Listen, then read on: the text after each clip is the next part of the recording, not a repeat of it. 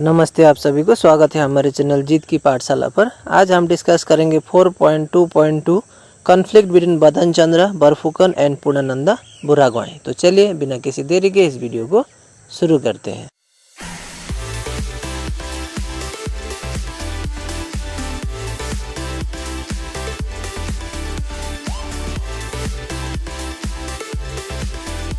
The suspicion of the involvement of Badan Chandra Borphukan in the Dandua Droha deteriorated the relations between Purnananda and Badan।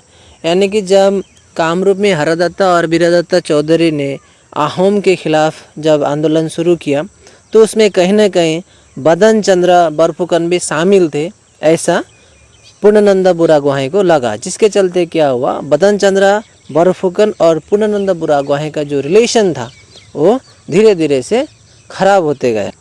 बदन was replaced by Kalia Bhomora as the new Barphukan. और हम लोग ने पहले ही पढ़ा कि बदन चंद्र बरफुकन को बरफुकन पोस्ट से हटा के कलिया भूमरा को नया बरफुकन बनाया गया।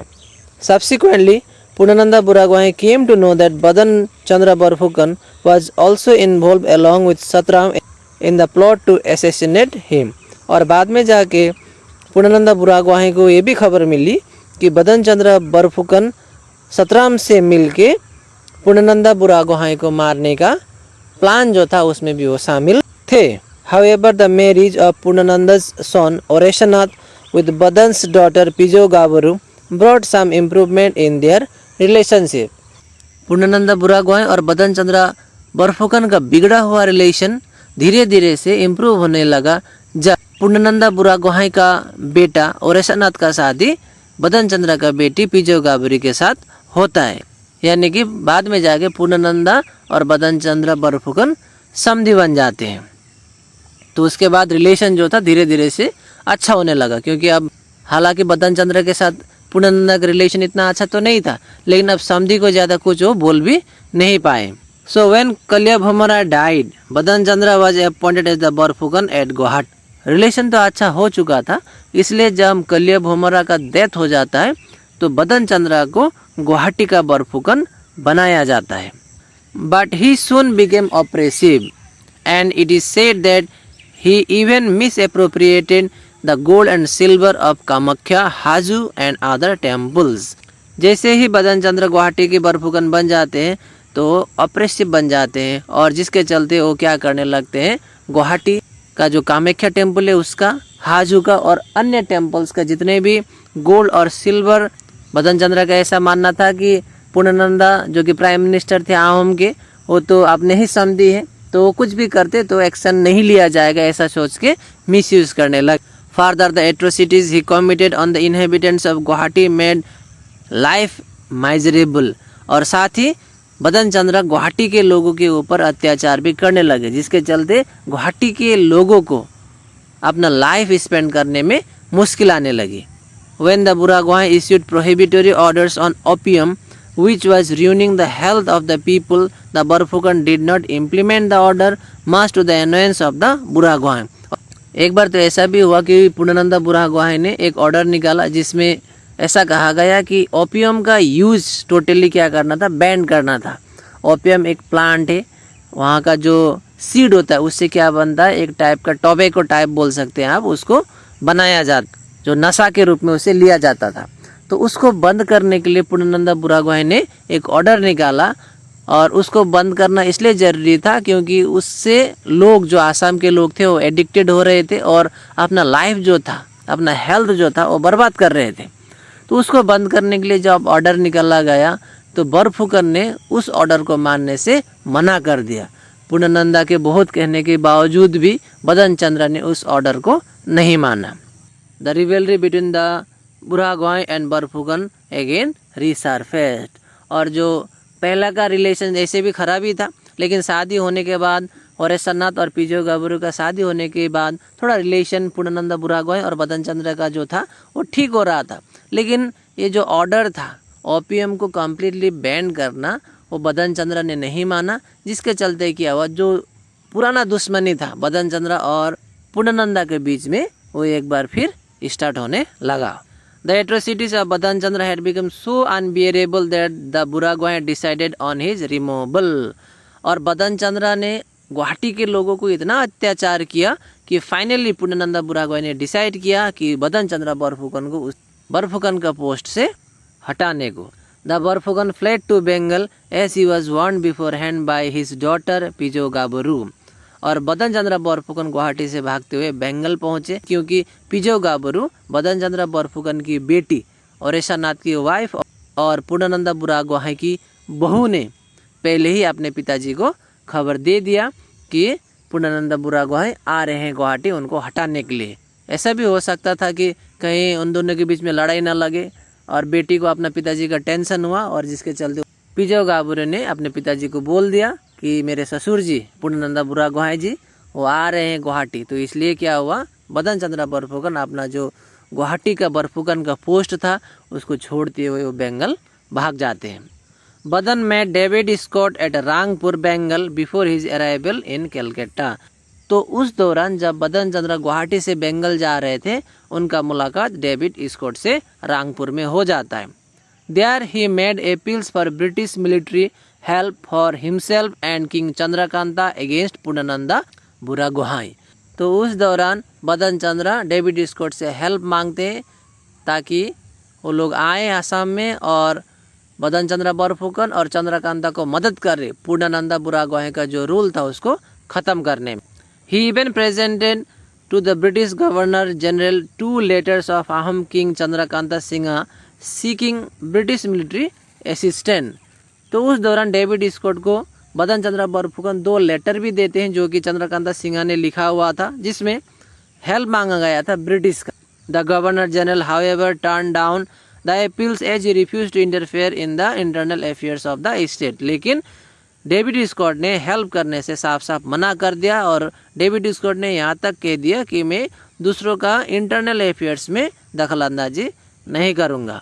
The British government was also aware of Purnananda's loyalty and commitment towards his duties and thereby did not agree to help Badan against him. British government को पूर्णानंद बुरागोहाई का नेचर का बारे में पता था। पूर्णानंद बुरागोहाई अपने ड्यूटी के प्रति किस तरह के लॉयल थे वो ब्रिटिश को पता था, जिसके चलते ब्रिटिश ने साफ साफ मना कर दिया बदन चंद्र को मदद करने के लिए। 4.2.3 Being refused British help, Badan Chandra Barphukan began consultation with the Burmese representative at Calcutta. तो जब ब्रिटिश ने साफ मना कर दिया बदन चंद्र को हेल्प करने के लिए, तो बदन चंद्र ने क्या करना शुरू कर दिया, बर्मीज जो थे कलकत्ता में एज ए रिप्रेजेंटेटिव बन के जो बैठे हुए थे उन लोगों से बातचीत करना स्टार्ट कर दिया ताकि बर्मीज का हेल्प मिले। Along with the Burmese agent he went to Amarapura the capital of Burma and sought the king's assistance to in the Buragohain's tyranny. Representative के साथ में तो बात किया, साथ ही अमरपुरा जो कि उस समय बर्मा का कैपिटल था वहाँ पे जाके भी राजा से उन्होंने बात किया, यानी बदन चंद्र ने बात किया और क्या हेल्प मांगा कि वो लोग फौज भेजे आसाम में और जो पूर्णानंद बुरागोहाई का रूल चल रहा था आसाम में उसको अंत करने के लिए मदद मांगा गया। There are many reasons for the Burmese king to help Badan Chandra. और उस समय बर्मीज राजा के पास ऐसे बहुत सारे कारण थे जिसके चलते बदन चंद्र को हेल्प मिला पूर्णानंद बुरागोहाई का रूल को ख़त्म करने के लिए। तो चलिए क्या क्या वैसे कारण थे थोड़ा उसको समझते हैं। Since the days of king Alaungpaya efforts have been made for the extension of the frontier. तो पहला यहाँ पे बताया गया है कि बर्मीज के किंग अलोंगपाया जब थे तभी से आसाम में या बर्मा का जो राज्य था उसको बढ़ाने के लिए काम किया गया, हालांकि वो लोग सफल नहीं हुए थे। तो अभी मौका मिला उन लोगों को कि आसाम के लोग खुद बोल रहे हैं कि आओ आसाम में, तो उन लोगों के लिए एक दरवाज़ा खुला आसाम में आने के लिए। तो पहला कारण हुआ। In fact his imperialistic ambitious resulted in the expansion of his territories as far as Manipur and Cachar. तो अलोंगपाया की वजह से ही बर्मा का जो किंगडम था, बर्मा का जो टेरिटरी बाउंड्री था वो मणिपुर, लगभग मणिपुर तक और काछार तक पहुंचा। He adopted the policy of westward expansion of the country. उनका जो पॉलिसी था वो अपना जो किंगडम था उसको एक्सपांड करने का था। The occupation of Arakan was followed by repeated attacks on Manipur. और अरक्कन को जिस तरह से बर्मा ने कैप्चर किया वो था मणिपुर में बार बार अटैक करने के बाद अलोंगपाया और उनकी टीम जो थे उस समय सक्सेस हुए थे। By expanding towards the west, the Burmese king wanted to use Assam as their main military base against the English. धीरे धीरे से जब वेस्ट की ओर बढ़ा बर्मा, उनका मकसद था कि आसाम को कैप्चर करके आसाम को ही मिलिट्री बेस यानी कि जितने भी आर्मी होंगे बर्मा के या फिर बर्मीज आर्मी होंगे उसको आसाम में रखेंगे, ताकि जब बंगाल की ओर से इंग्लिश आएंगे तो आसाम में ही उनको रोक सके। The capture of Arakan in 1784 AD during the tenure of Burmese king Bodawpaya led to the establishment of the political supremacy of the Burmese in the entire Bay of Bengal region from Mergui island to Chattagram port. तो 1784 में Arakan को capture किया गया Burmese king बदोपाया के जरिए, जिसके चलते क्या हुआ, बे ऑफ बंगाल रीजन मरगोई आइलैंड से लेकर छत्ताग्राम तक वो लोग अपना जो दबदबा था उसको बनाने में वो लोग सक्षम हुए उस समय। Hard pressed by the atrocities and exploitations of the Burmese, around 40,000 Arakanese took refugee in British territories of Bengal. और जब अराकन को कैप्चर किया गया तो अराकन के लोगों को अराकनीज कहा गया यहाँ पे। तो बर्मीज लोगों ने इस तरह से उन लोगों के ऊपर अत्याचार किया, जिसके चलते लगभग 40,000 लोग अराकन से भागते हुए पहुँचे ब्रिटिश टेरिटरीज बंगाल में। यानी कि अराकन के लोग लगभग 40,000 जो कि पहले अराकन में रहते थे, लेकिन बर्मा ने जब कैप्चर किया अराकन को तो वहाँ के अराकनीज लोगों के ऊपर इतना अत्याचार किया कि वो लोग अपना ज़िंदगी बचाने के लिए ब्रिटिश टेरिटरीज बंगाल में पहुँचे। The Burmese king Bodawpaya fruitlessly put pressure on the British government to send back the refugees. और उस समय के बर्मीज किंग बदोपाया ने ब्रिटिश के ऊपर प्रेशर दिया कि जितने भी हमारे रिफ्यूजी है, जो कि 40,000 अराकनीज जाके वहाँ पे बंगाल पे बैठे थे, उनको वापस अराकन भेजने के लिए। This refugee issue led to tension between Burmese and the English. और उन 40,000 अराकनीज के चलते ब्रिटिश और बर्मीज के बीच में भी रिलेशन जो था वो खराब हुआ। At such a juncture, the plea of Badan Chandra for Burmese help in favor of Chandrakanta seemed advantageous to the Burmese king। और वैसे सिचुएशन में जब बदन चंद्र ने हेल्प मांगा बर्मीज किंग का चंद्रकांता के फेवर में, तो बर्मीज किंग के लिए एक एडवांटेजियस था, मतलब एक सही मौका था आसाम में आना, ताकि आसाम से क्या कर सकते थे वो लोग, ब्रिटिश को आसाम में घुसने से वो लोग रोक सकते थे और अल्टीमेटली अपना जो बर्मा या फिर अराकन जो था उसको बचा सकते थे। He, however, had no plans of immediately taking over Assam and hence decided on providing military aid to Badan Chandra against Purnananda। तो बर्मीज किंग का आसाम में आके रूल करना ऐसा अभी मोटिव नहीं था, जिसके चलते बर्मीज किंग ने कहा कि ठीक है, मैं आपको क्या करूँगा, सैनिक दूंगा, फौज दूंगा, मिलिट्री असिस्टेंस दूंगा। जो मिलिट्री क्या करेंगे, वहाँ से आएंगे बदन चंद्र के साथ में, आके पूर्णानंदा के खिलाफ में वो लोग लड़ाई करेंगे। और जैसे लड़ाई ख़त्म होगा तो बर्मीज सोल्जर जितने भी आए होंगे वहाँ से वो सारे वापस फिर बर्मा जाएंगे।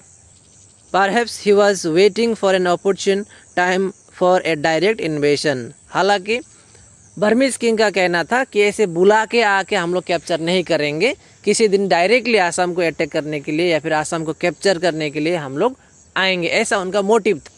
Meanwhile, Rangelia Ayodhya, the Assamese queen of the Burmese king, who was also an aunt of Badan Chandra, requested the king to help Badan। ठीक उसी समय रंगेली आयदे जो कि आसाम की थी, वो आसामीज क्वीन थी, लेकिन फ़िलहाल बर्मीज क्वीन बन के बर्मा में थी। उन्होंने भी बर्मीज किंग से रिक्वेस्ट किया कि बदन चंद्र को मदद प्रोवाइड करें। तो उसी के चलते क्या हुआ, बदन चंद्र को हेल्प मिला। अब अगले पार्ट में हम लोग पढ़ेंगे कि बदन चंद्र सैनिक लेके, फौज लेके आके आसाम में क्या करते हैं। तो मैं आशा करता हूँ ये छोटा सा टॉपिक आपने समझा होगा। Thank you very much for watching Jeet की पाठशाला।